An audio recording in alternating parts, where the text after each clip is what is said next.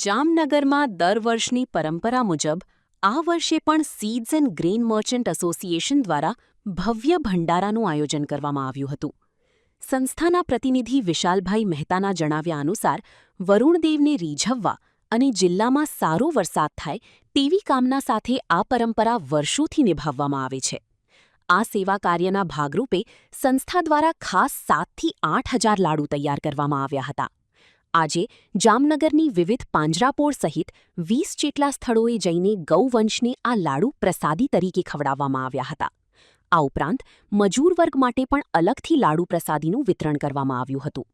ત્રણબત્તી વિસ્તારમાં આવેલી પાંજરાપોળ ખાતે એસોસિએશનના હોદ્દેદારો અને સભ્યોએ જાતે હાજર રહીને ગૌસેવાનું પુણ્યભાથું બાંધ્યું હતું.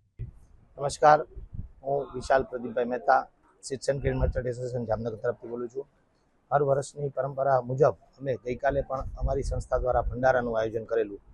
જામનગરમાં વરુણદેવને રીઝવવા માટે અમે વર્ષો વર્ષ આ ભંડારાનું આયોજન કરીએ છીએ અને આ ભંડારામાં અત્યારે અમે 7થી 8 હજાર લાડવા બનાવીએ છીએ, જે ગૌવંશને આપીએ છીએ અને અમારી માર્કેટના મજૂરોને માટે પ્રસાદ માટે અમે લાડવા બનાવીએ છીએ.